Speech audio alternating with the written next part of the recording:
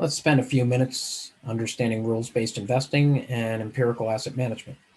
So Empirical was founded to further the rules-based investing methodology on independent platforms after success in a regional and wirehouse environment. The rules-based investment message is both universal, broadly accepted, and timeless. We've been employing this methodology successfully for over 25 years. We've helped several hundred advisors grow their practices over the last 2 decades at both Advest and Merrill Lynch, raising $250 million and $1 billion in AUM respectively. These models are now available through Empirical Asset Management to independent BDs and RIAs on select platforms, including InvestNet, Access Wealth Management, Fidelity Separate Account Network, and Schwab's Managed Account Marketplace.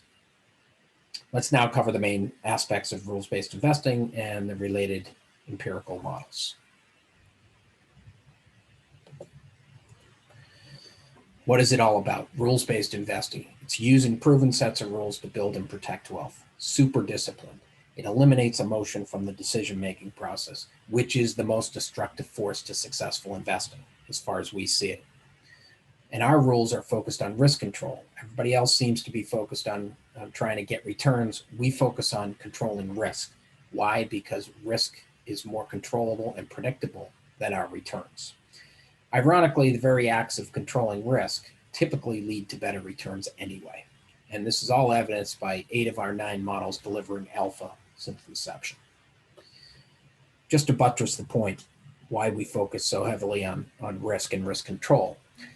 If you go down red, you need 10 to get back to break even. And you can see right in the middle of the chart, you go down 50%. You don't need 50% to get back to break even. You need 100% return. This shows you how damaging downside volatility is in respect to upside performance and its benefits. And that's why we focus on risk control. Here is our menu of solutions: 3 equity models, 5 asset allocation models, and a tactical model. With our ESG portfolio, what we're looking for is to be able to provide performance along with being ESG friendly and doing good for the world. That's been very difficult to achieve. Here's our process. In blue, you'll see this is how we become ESG friendly. We have exclusionary and inclusionary screens to get the best ESG friendly companies.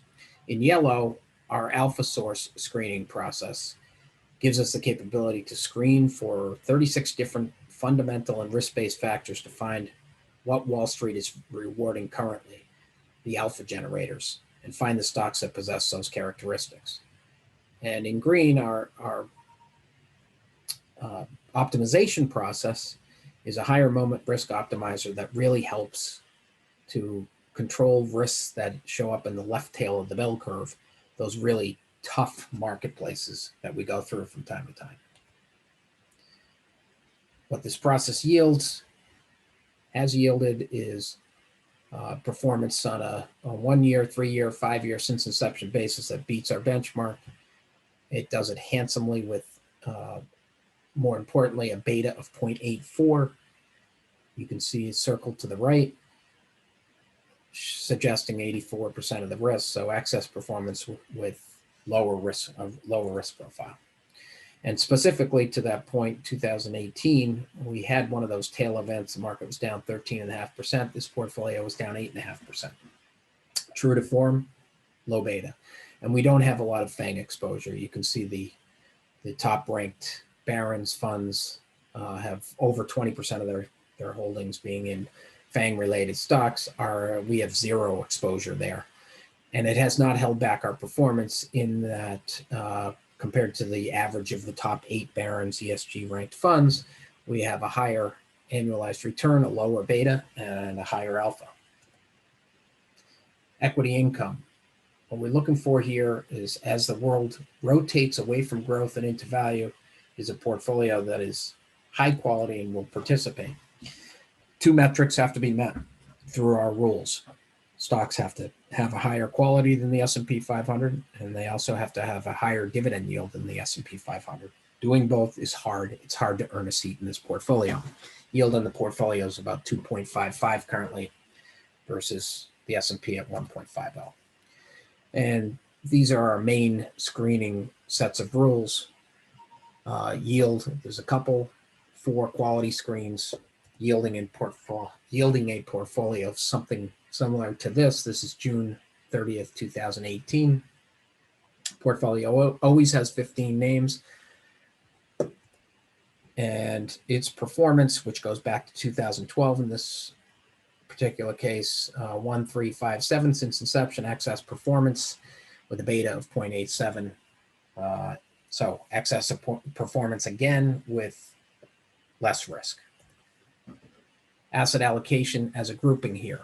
We have 5 models: conservative, aggressive, 3 in between. You can dial in risk to a particular account or client's needs. All of them build wealth over time. You can see green, the portfolios, beat black, the benchmarks, and again, build wealth.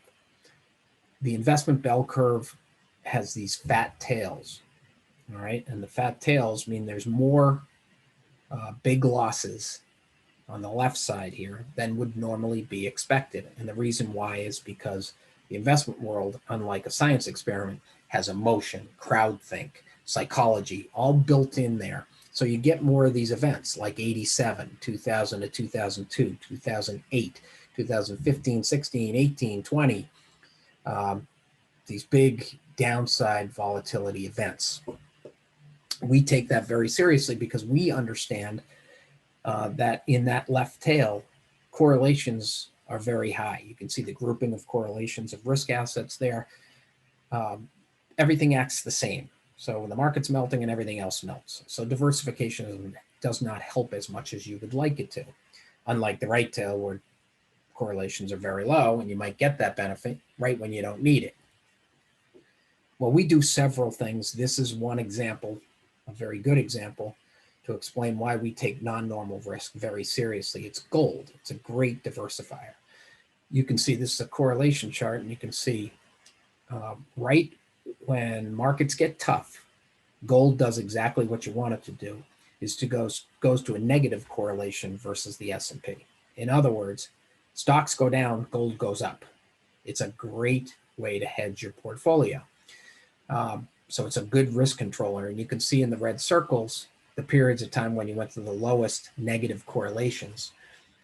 87, the 90-91 recession, 2002, 2008, and more recently. When we employ all of these different measures for controlling risk and the non-normal risks, the result is like in 2008, where we had excess performance in our conservative model of over 1,000 basis points that year. All the other models, 400 basis points and more generally here. So our risk controllers are working on the non-normal front. And when you combine all the good years and all the bad years, we still have excess performance. So we don't give up all our performance in the good years, being very protective in the down years. That's not what happens. And importantly, and that's what's in the green circle, and the red circle is really kind of important to us because that's showing that we have less risk than the benchmarks. And with excess performance and lower risk, there's plenty of alpha, obviously, in the portfolios. Another way to look at the process and the risks is the up and down capture. And you can see we got the right measure of both, more up and less down. Many asset allocators kind of get the opposite. Our conservative portfolio is certainly not perfect, but gives you an idea of the consistency of a risk controlling process based on rules. A couple down years in here, but the consistency speaks for itself. Our concern on asset allocation currently is that rates from 1946, right after the war, to December 81, basically went straight up, and ever since have gone straight down. We think we're going back into that first regime type of regime, rates going up, and that's going to be very detrimental to bonds. They're not going to give you a good return or a good hedge. We don't really see a good ending to that story, and that should be addressed. Our models address those. Story for another day, more in depth, but focusing on that non-normal risk is really important to us. Couple last models, all cap equity. It's a 45 stock model. It's got 3 unique sleeves, sets of rules that identify legal insider buying, upward earnings revision, and a value and momentum combo screen, resulting in excess performance since inception, which goes back to 2007, and does it with a beta straight up of 1, the exact same risk as the marketplace. Lastly, our sector rotation, which is a tactical model. Think of this as protection, participation with protection. All right, gives you the capability, the model has the capability to go to 50% cash or 100% cash. And you can see that essentially happened in the testing we did on this model. Going from 2000 to 2015, you can see in 2000 through 2002 and in 2007, 8, 9, green went flatline, which was basically the model going to cash or 50% cash. Whereas the market, red, trended down, and we avoided that downside in the testing of this model. More recently, hasn't been quite the case because you've had really sharp snapbacks, mainly because of what the Fed has done. So we got some protection, but it didn't afford us the capability to benefit on the way back up as much. Still had a 7% return per year and a beta of only 0.64, but trailed a bit on the benchmark. Thank you. That's a quick overview of rules-based investing and empirical asset management.